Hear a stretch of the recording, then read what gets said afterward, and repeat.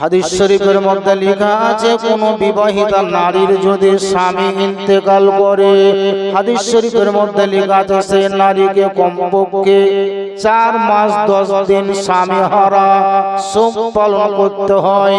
এমনকি 4 মাস 10 দিন পর্যন্ত নিজের স্বামীর গৃহ থেকে বাপের বাড়ি পর্যন্ত যাওয়া চলবে না। হযরত আমিনা রাদিয়াল্লাহু তাআলা আনহা নবী মুস্তাফাকে গর্ভে নিয়েছিলেন। স্বামী আব্দুল্লাহ ইন্তেকাল করা 4 মাস 10 দিন কমপ্লিট হলো। হযরত আমিনা রাদিয়াল্লাহু তাআলা আনহা আব্দুল্লাহ ইন্তেকাল করার পরে একদিনের জন্য নয় বরং 1 মিনিটের জন্যও হযরত আব্দুল্লাহর বাড়ির বাহিরে তিনি হননি। এমনকি দরজার ভিতর থেকে বাহিরের দিকে তিনি নিজের মুখ পর্যন্ত বাহির করেনি। পাড়ার কোনো মানুষের সঙ্গে দেখা সাক্ষাৎ হয়নি, কোনো মহিলার সঙ্গে গল্প কথাবার্তা বলা হয়নি। একই বাড়িতে একই আগ্নেতে একই ওসরাতে নবী মুস্তাফার মা হযরত আমিনা 4 মাস 10 দিন কমপ্লিট অতিবাহিত করে দিল।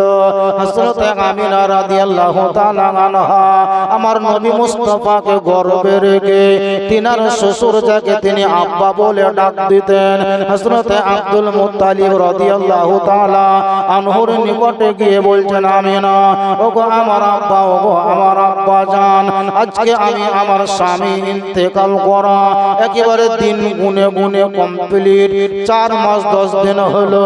এই 4 মাস 10 দিন পর্যন্ত আমি বাড়ির ভিতরেই ছিলাম, বাড়ির বাহিরে ওকে পর্যন্ত মারিনি। পাড়ার মানুষের সঙ্গে দেখা সাক্ষাৎ আমার হয়নি, কাউরির সঙ্গে আমি গল্প করতে পারিনি। পাড়ার মা বোনরা কে কেমন আছে এটা আমি আদৌ সন্ধান নিতে পারিনি। হযরত আব্দুল মুত্তালিব রাদিয়াল্লাহু তাআলা আনহু নবী মুস্তাফার মা হযরত আমিনা রাদিয়াল্লাহু তাআলা আনহাকে জিজ্ঞাসা করেছিলেন, বলে বেটি আমিনা আজকে তুমি এই রকম প্রশ্ন কেন রেখেছো বলো, আজকে তুমি এই রকম কথা আমাকে কেন শুনিয়েছো বলো।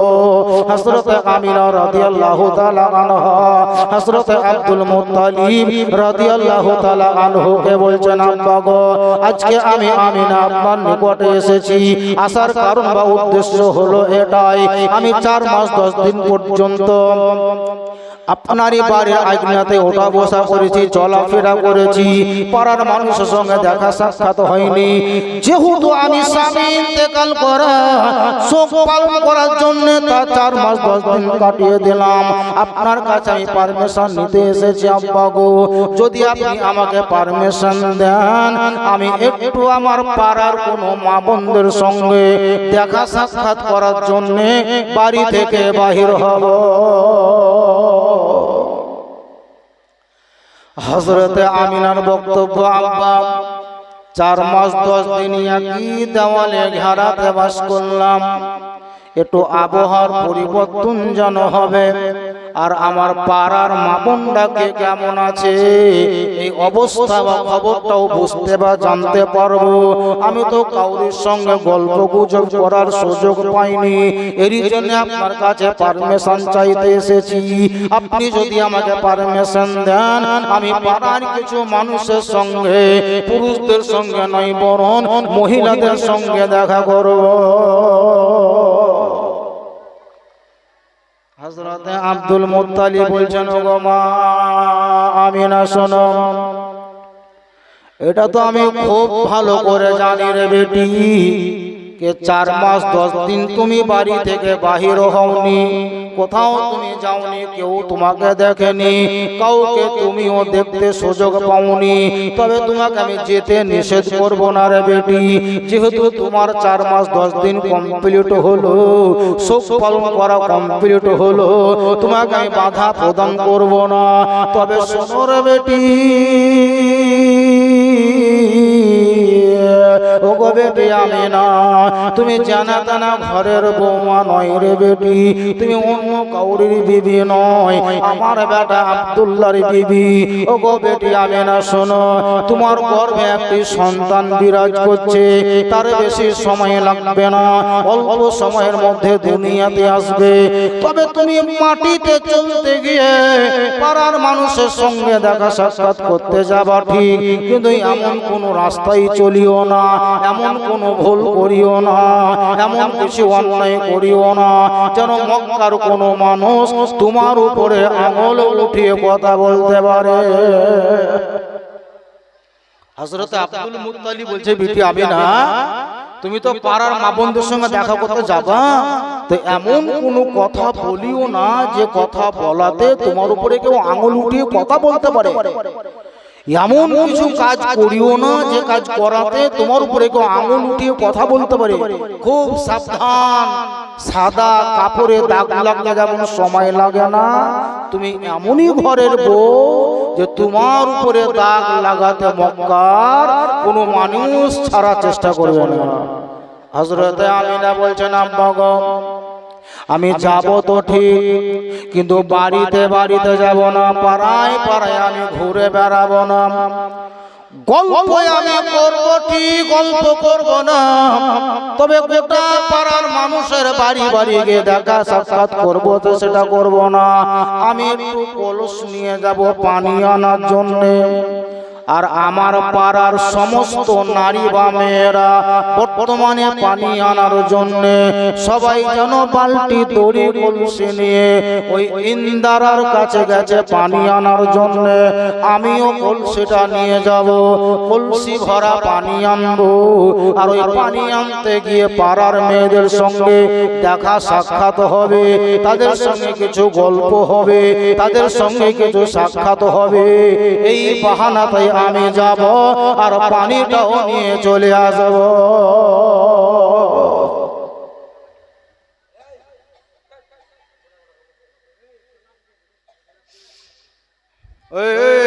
ঝগড়া করিও না, সময়টা কম, শুনেন। হযরত আমিনার বক্তব্য, আব্বা আমি ওই বাড়ি বাড়ি গিয়ে হুবুবু তুবুবু করে গল্প করবো না, আমি গল্প করা নিল, কলসি নিয়ে যাব ইন্দারা পানি আনতে, ওই জায়গাতে সবাইকে দেখতে পাবো, তাদের সঙ্গে সাক্ষাৎ হবে আর আমার পানিও নিয়ে চলে আসা হবে। এই যুক্তি করা হলো। হযরত আব্দুল মুত্তালিব বলছেন, বেটি যাও, তোমাকে নিষেধ করব না। হযরত আমিনা রাদিয়াল্লাহু তাআলা আনহা কলসিটা তিনি বাড়ি থেকে বাহির করলেন, বগলে নিলেন, একেবারে পুরো শরীর ঢাকা। হযরত নবী মুস্তাফার মা হযরত আমিনা রাদিয়াল্লাহু তাআলা আনহা কলসিটা নিয়ে তিনি বাড়ি থেকে বেরিয়ে গেলেন। হযরত আব্দুল মুত্তালিব রাদিয়াল্লাহু তাআলা আনহু উনি বাড়িতেই বসেছিলেন। বাবা 10 মিনিটও যাওয়া হয়নি, মানে ওই ইন্দারা কাছে যাওয়া হয়নি। এই টাইম হওয়ার আগে হযরত আমিনা রাদিয়াল্লাহু তাআলা আনহা নবী মুস্তাফার মা কলসিতে পানি না ভরে উনি একেবারে খুব গতি বেগে বাড়িয়ে একেবারে তিনি শ্বশুর আব্দুল মুত্তালিব রাদিয়াল্লাহু তাআলা আনহুর নিকটে এসে হাজির হলেন। আর হযরত আমিনা রাদিয়াল্লাহু তাআলা আনহা যেন একেবারে দৌড়ে চলে এসেছেন, হাঁপাতে হাঁপাতে চলে এসেছেন। হযরত আব্দুল মুত্তালিব রাদিয়াল্লাহু তাআলা আনহু হযরত আমিনাকে বলছেন, বলে বেটি আমিনা রে, তোমাকে তো কিছুক্ষণ আগে আমি পারমিশন দিলাম, তুমি তো এই মাত্র পানি আনার জন্য গেলে রে বেটি, কলসিতে তুমি পানি ভরনি, তোমার কলসিতে পানি ভরা নয়, তুমি হাঁপাতে ধাপাতে কেন এসেছে বলো? তোমাকে কেউ কেউ দুঃখ বা কষ্ট দিয়েছে নাকি? কেউ তোমাকে বকাবকি করেছে নাকি? কেউ তোমাকে কোনো কষ্ট দিয়েছে নাকি বলো? হযরত আমিনা তিনি বলছেন, আব্বা গো, আমাকে কেউ কিছু বলেনি, আমি কাউরি কাছ থেকে কোনো দুঃখ কষ্ট পাইনি। হযরত আব্দুল মুত্তালিব বলে, বেটে রে, তবে তোমার কলসিতে পানি কেন নাই?